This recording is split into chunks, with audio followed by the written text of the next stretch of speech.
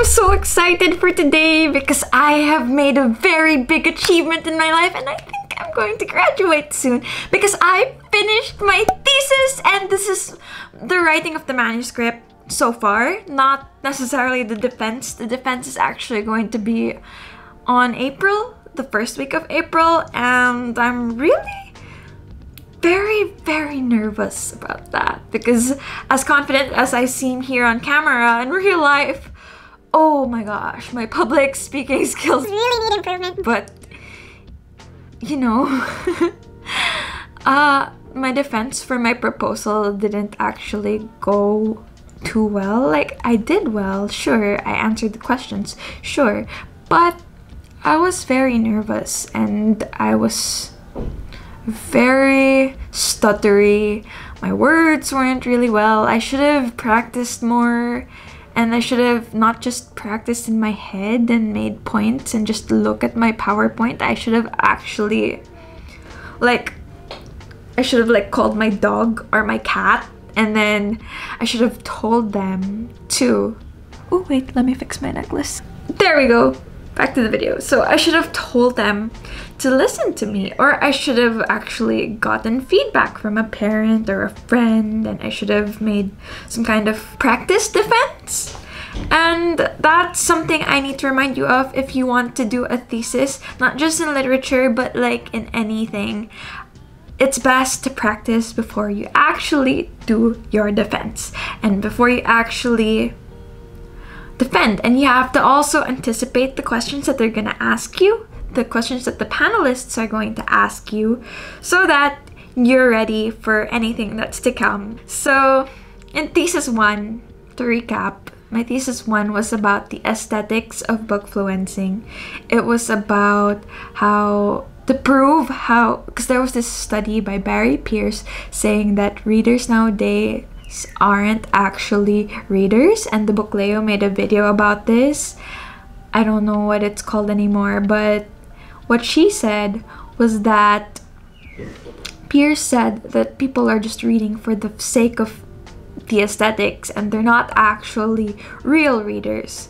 But my thesis is supposed to debunk that and show that people actually are true readers, and that it's substantial, and that any form of reading is something that could be political, something that could be social, and something that could spark social action, make someone empathetic, make someone better. And my panelists said that aesthetics aren't enough. Rather, I should analyze the digital mechanics of bookfluencing, and I should analyze how certain elements and aesthetics work towards the algorithm so that BookTube, BookTok, and Bookstagram could thrive, especially in the Philippines when we're so hungry for information and we need more information. So that led me to my new topic and my new title, which is The Economics and Mechanics of Bookfluencing, a study on Filipino reading culture through the lens of BookTok, BookTube, and Bookstagram. So let me go through my abstract. So basically, it started during the lockdown, during the pandemic, the COVID-19 lockdown, and people wanted to delve further into the digitalization age and read more because there was nothing else really to do than just find a new hobby, right? And school and work were kind of postponed during that pandemic. So of course people wanted to read more, and more and more BookTube channels actually popped up based on my observations during the pandemic. And there was even this event called the Weekathon by your Tita Kate, and that was one of the most important and most eventful things that Filipino readers could actually experience, because during the Buwan ng Wika, or the month of our language, we had to, well, of course, celebrate our language and culture as Filipinos. And when we did that, basically in Weekathon, you're given certain prompts like an LGBT book in Filipino, or a Filipino romance book, or a Filipino sci-fi, Filipino horror, whatever, if I recall correctly. And then what you had to do afterwards was that you had to read books, well, at least maybe one book, I think, in each of the prompts. And if you complete the prompts, then hooray, you've done Weekathon. And that was really fun. And I wish we could still do Weekathon nowadays, but it kind of stopped after the pandemic. But that doesn't mean that bookfluencing in the Philippines stopped. It's actually thriving all the more, and I'll get to that later when I explain to you my results and discussions and what I found out because of my thesis. And so after the pandemic,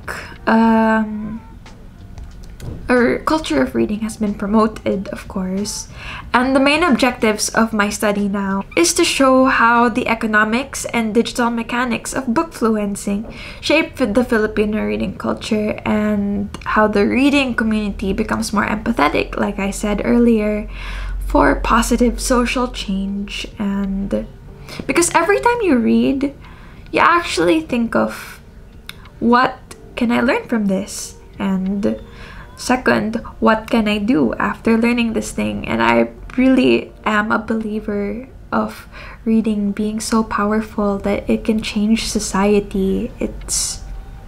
That's why there's such thing as protest literature. That's why there's No Limitang Here and El Filibusterismo, which inspired the Katipunans to revolt against the Spaniards, and that's why we are not under the Spanish influence nowadays. So there's protest literature, and I know for many other countries there's that, and there's queer literature, which is also political. It helps people accept that community more and understand it more, and you understand people from all walks of life through reading. That's why I really pushed for my thesis. I'm really passionate about things like these, and just sharing the beautiful experience of reading, the beautiful experience brought to me upon reading. And I'd like to teach that to people, and maybe someday I want to be a teacher too, who knows. But I'm very, very happy to have completed this thesis. Hi, so the video kind of cut off, but I remember that the last thing that I talked about was my objectives of my thesis, which is to share my lovely experience of reading.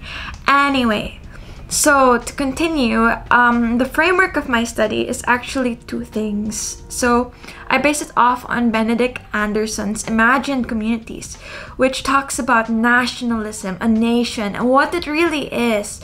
So basically, in an imagined community, you are part of this giant, huge community that actually has no borders, no whereabouts, you don't know where it starts, where it ends.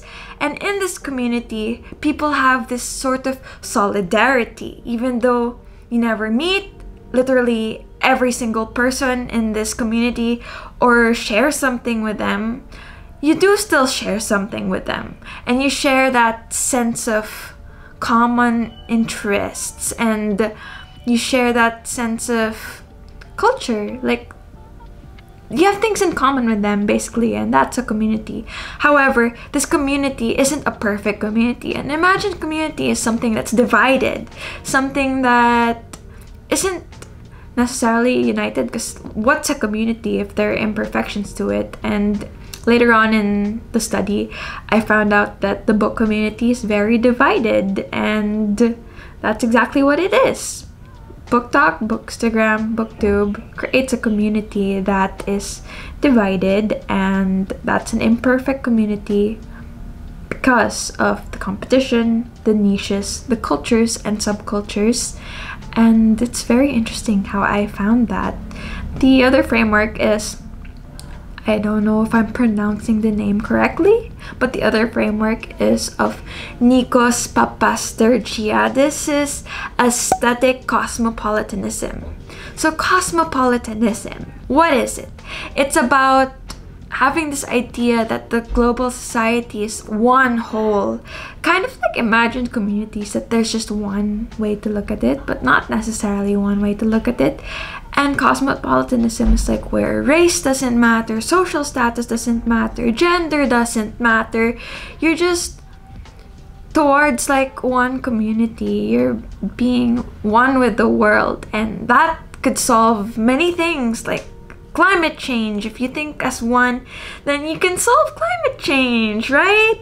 Anyway, so aesthetic cosmopolitanism is about how cosmopolitanism per se works through the framework of art, like how art shapes people to think in a cosmopolitanist way. So in this study, basically, I did a content analysis wherein I studied 5 prospective bookfluencers and I studied their content. I learned what I can take from their content in order to understand the mechanics and how the economics as well of bookfluencing works. Like, are we paid to do bookfluencing? Can we be like the international level wherein paid sponsorships happen? Is it fair? It's not fair. It's not fair at all. And that's what I learned through my thesis. So that is what it is about so far. And this relational content analysis actually made me realize a lot of things about how unfair it is in the Philippines, how our race actually matters, and how Eurocentric this whole thing can be, this whole thing of bookfluencing. Because don't you notice the people from America, the people from the West, people who were white and pretty? Hey, sorry, it got cut off one more time. So back to where I was. Yes, Eurocentric. So bookfluencing is very Eurocentric, focused on the races that are not from the minorities. So if you're white and pretty, good looking, then you get more views for some reason. And the algorithm sadly works that way. And what you can do if you are not like in that standard is that you have to work harder. You have to work 2 times harder. And that's very frustrating, and I hope that one day someone could find a fix to this. And so far, what I learned is that aesthetics also really do matter, aside from like the cosmopolitanist thing. It grabs attention. People have short attention spans.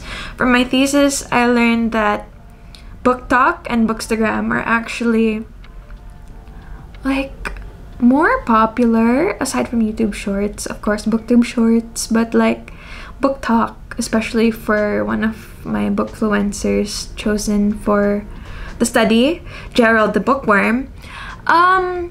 He gained more fame in BookTok compared to BookTube, even though he initially started in BookTube. I've been following him since the pandemic, and that's because short informational videos that are quality are very important to actually getting views. And aside from that, people like the aesthetics that you can provide in Reels because it's just a flash of dopamine. It's like hopping from one candy to another. When you're a kid, you went trick-or-treating and then you see, oh, there's a pochi here, and then oh, there's a chocolate, there are flat tops here. So it's like candy after candy after candy. That's how it works, and we have a short attention span, which is actually very ironic and contrary to what readers are supposed to be. Because shouldn't readers have a long attention span? Shouldn't readers be able to sit down and focus for hours on end? And yet, bookfluencing works another way. One of the bookfluencers I talked to told me that it's also ironic how it took them only 5 minutes to film a certain video, and that was a short or a reel, while BookTube takes more work. Like, it, of course, because there's editing and the videos are longer in BookTube, but the shorter videos that took less effort actually gained more views and gained more popularity. So it's really about knowing your platform, and that's how the mechanics of bookfluencing works. You have to be familiar with the aesthetics, especially the most popular ones, which I identified through my observations as cottagecore, the very light, planty, fairycore-like aesthetic, similar to light academia, but more cottagey and children's literature-esque, if that makes sense. And dark academia, which is more on classical literature, that's very high culture, European, blah blah blah. Sadly, of course, it's the Europeans who win again. But that's only for now. Maybe we can make a change to this world, right? Am I right? Yes, I am right. I could be right. And